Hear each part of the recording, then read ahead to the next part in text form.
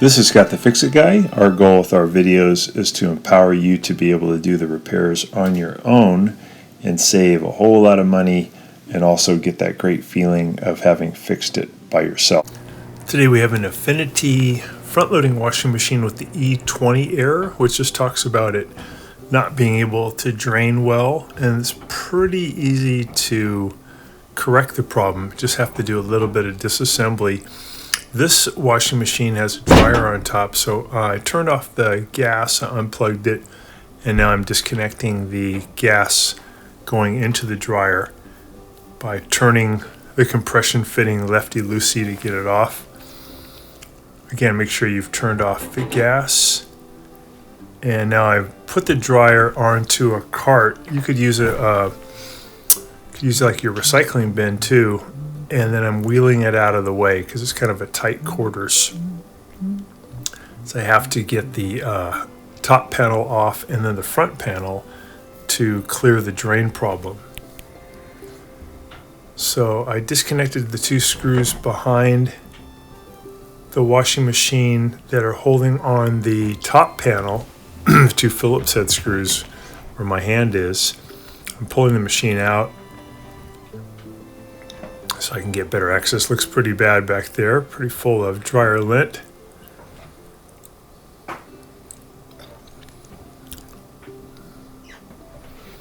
So I've got it out away from the wall by about 2.5 feet. I'll lean it back about 45 degrees. Just want to show you guys, there is an access panel up underneath the machine that I'm putting my hand through that you could use to clear the drain, but it's really difficult. So it's better and probably faster, easier for you if you are to just do it the conventional way where you go through the front. The machine's still full of water, so I'm putting a clamp on this black rubber accordion piece. This is part of where the water drains out, and this clamp's going to just shut off water going from the tub down to the drain. Probably best though to try to remove as much water as you can by just bailing it out before doing the procedure. So we got the top panel off, and now we have to get the front panel off, so we have to do a little bit more disassembly. So on the front panel there's some screws at the bottom. I'm just going to zip those out real quick. You don't have to tilt the machine back. You could just lift it up a little bit, maybe rest it on something so you can get these screws out.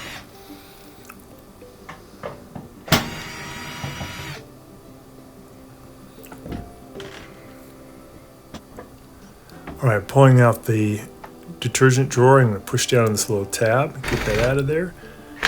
Then I'll remove these Phillips head screws from the front. There's 3 of them that are under that detergent drawer. Get those out. And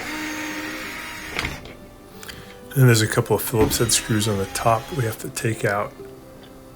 And then we should be able to lift up the control console, kind of lift it up out of the way. And we're going to remove some screws here that are holding on the front panel.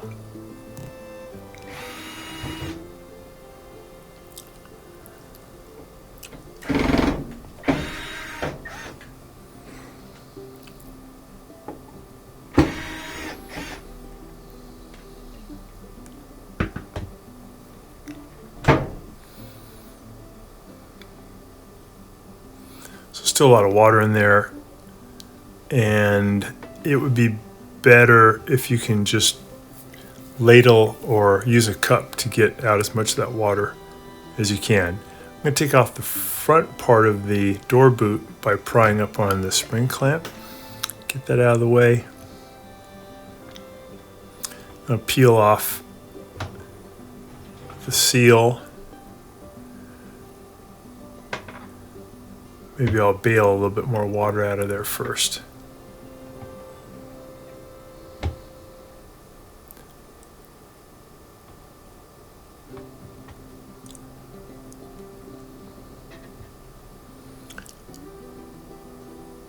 All right, I'm going to just take a cup, bail out as much water as I can.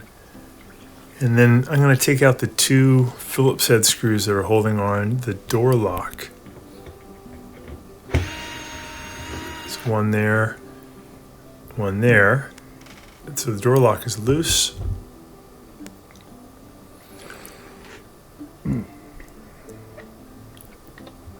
Get that boot off.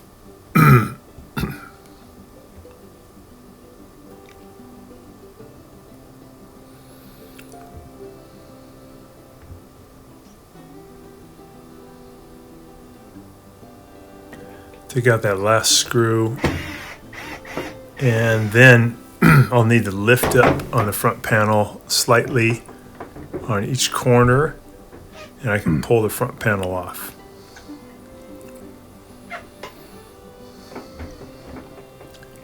So when I get it off, there's still a wiring harness that's connected to the front panel, so I'll just swing the front panel over to my right.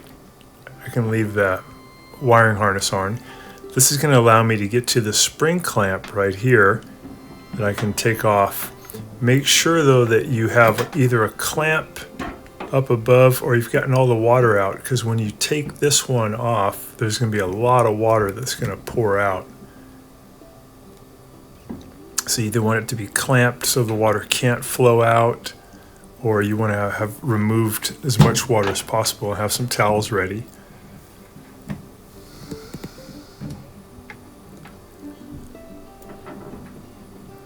So I'm just getting the vice grips on there, clamping down, and I'll pull the black rubber accordion piece that fits right on the drain motor. I'm going to pull that off.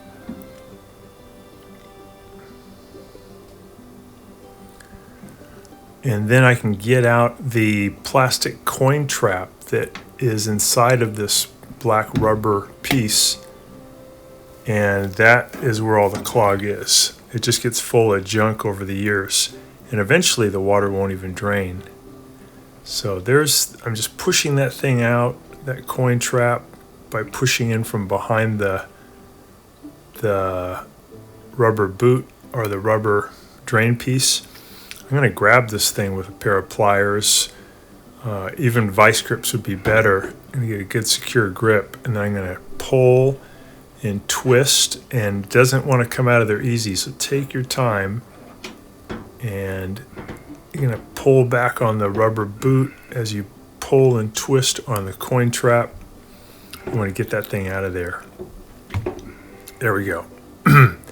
So I decided not to put the coin trap back in. I'm just going to put the clamp back on, put the rubber boot back into position, and then tighten up the clamp. You can empty the plastic coin trap and then put it back. There's all the junk caught in there. Just a bunch of coins and lint and just awful. And that's why it wasn't draining. So I'll put the front panel back on. I'm going to lift it onto these plastic tabs. And then we can start to add those screws back in to hold it. If you don't put the plastic coin trap back in, coins will fall down into the rubber kind of square boot piece, and there is a chance they could be pulled in toward the drain impeller, which would not be good for the drain. But I told the customer that they just need to make sure that they empty their pockets before they do the laundry, because they're just going to end up in the same boat within maybe a year's time, unless they can change the way they do the laundry. So I'm putting the console back on, and I'll add those 2 Phillips head screws at the top to hold it in. And put the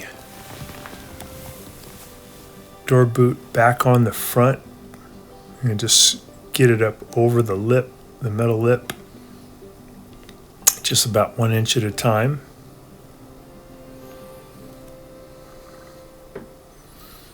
On the modern front loaders, they actually have a little door you can open to clear the coin trap. It's so much easier. But on this model, The disassembly makes it pretty tough. You have to remove the dryer if it's stacked, and you have to do all this disassembly. So this is one of the earlier front-loading models, so that's why they didn't have that built into it at that time.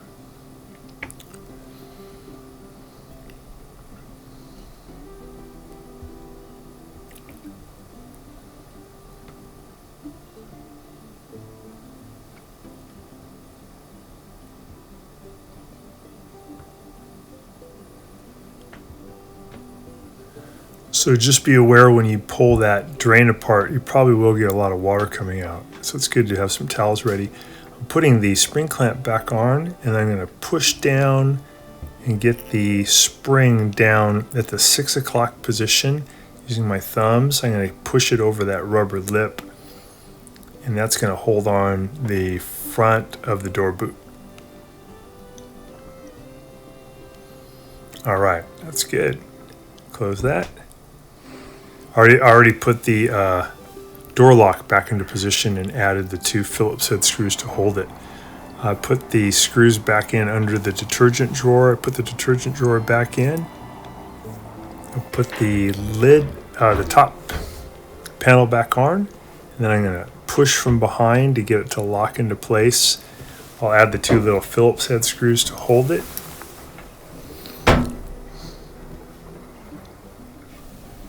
Just running a cycle now and checking to see if it's going to drain okay.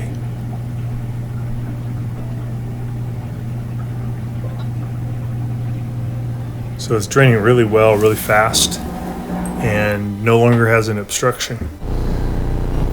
All right, I'm going to wheel in the dryer, and I'll slide that back on and then hook up the dryer vent tube and also the gas line.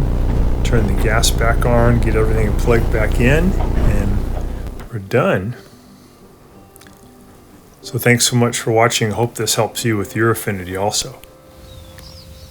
Thanks so much for watching our video. We really appreciate you coming to our channel.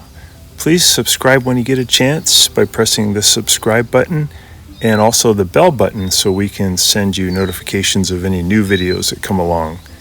And we have a new thing here called the applaud button. If you really liked the video, if it was helpful to you, if you can click that, we really appreciate that. It shows your interest in our channel and your support, and can't thank you enough. Feel free to contact me at the email listed below, which is scottthefixitguy@yahoo.com, with any of your questions. And also, if you need to have a FaceTime meeting with me or a Zoom meeting, you can click on one of the links below in the description, and we can set up a 15-minute or 30-minute video conference where we can work on your appliance problem. So thanks again for all your support and for watching the video.